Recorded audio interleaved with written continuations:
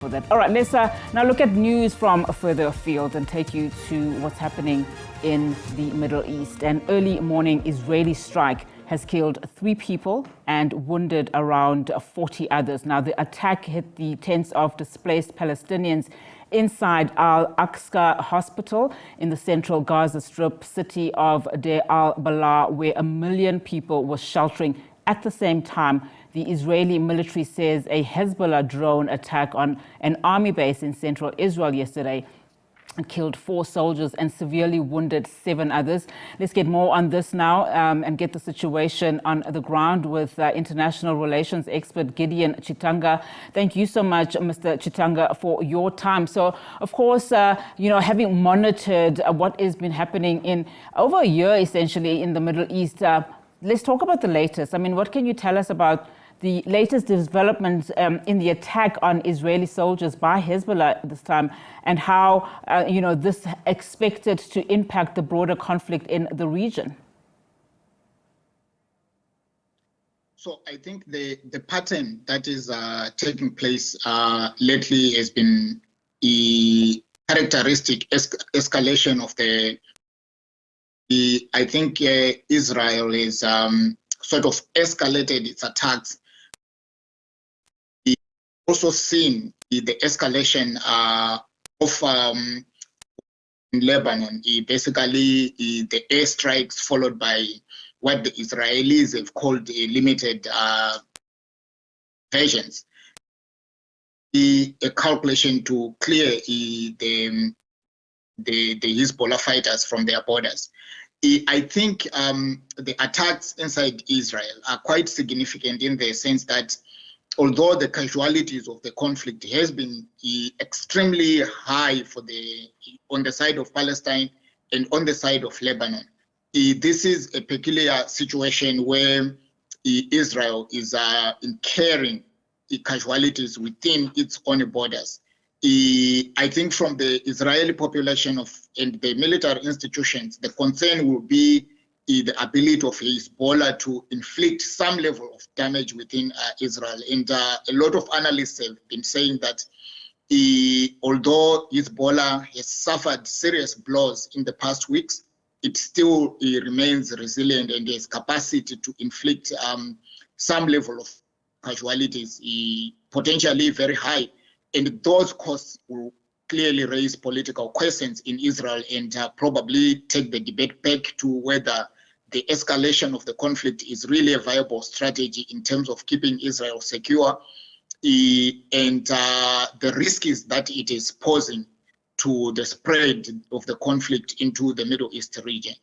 And I mean, the question about the diplomatic efforts, if any, that are, currently ongoing in as far as de-escalation is concerned, and a possibility of ceasefire. It seems now like that is something that is put on hold. I mean, what are your thoughts around this happening? We are hearing, of course, the United States is still now sending an advanced anti-missile system to Israel.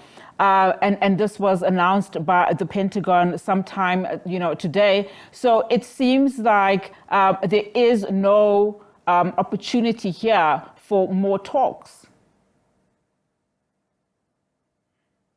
So diplomacy will definitely continue behind the scenes. But I think the dimension that it's taking at the moment is clearly to allow for escalation with a view that the military escalation will probably raise the costs either for one of the conflict parties or for all the conflict parties to commit them to a negotiated solution to end the war. The second thing that you mentioned is the position of the US. I think I cannot remember any conflict in which the US has been so criticized as in this conflict for its foreign policy failures.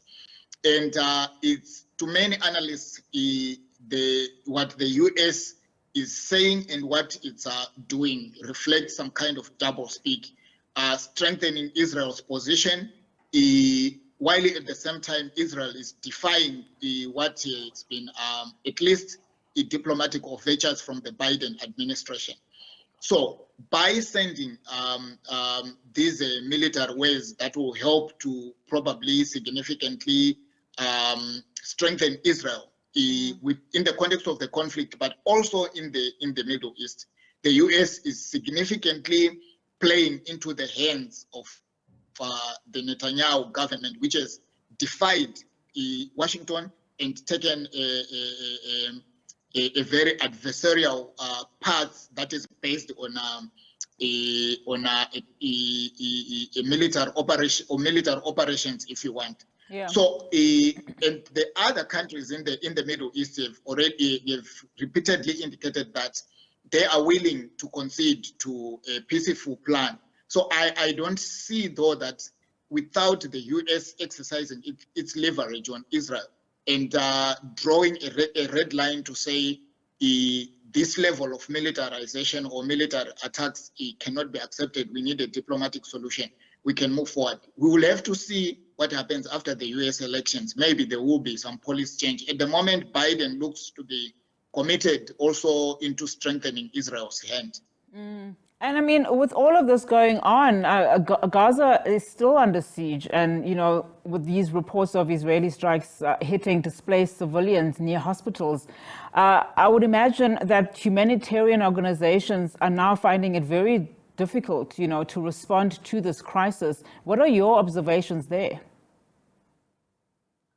The past few days have been shocking, particularly the past 2 or 3 days. I think today there were reports that about 60 people were killed in one attack.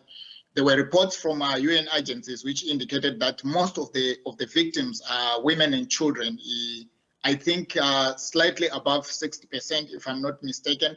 And it is not clear how Israel differentiates between the militants in Gaza and the civilians.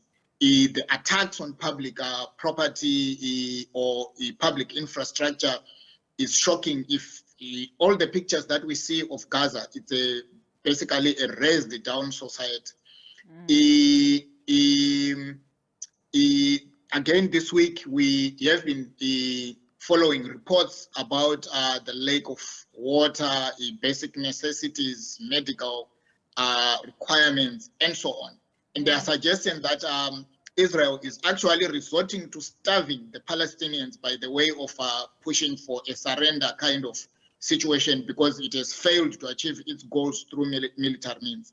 So this calls for the international community, including the Western community, that has rallied the world around issues of human rights, humanitarian law, and so on to prevail on Israel to at least stop this kind of adventure. Absolutely. Thank you so much, Mr. Chitanga, and for your time. I really do appreciate it. International relations expert Gideon Chitanga there for us.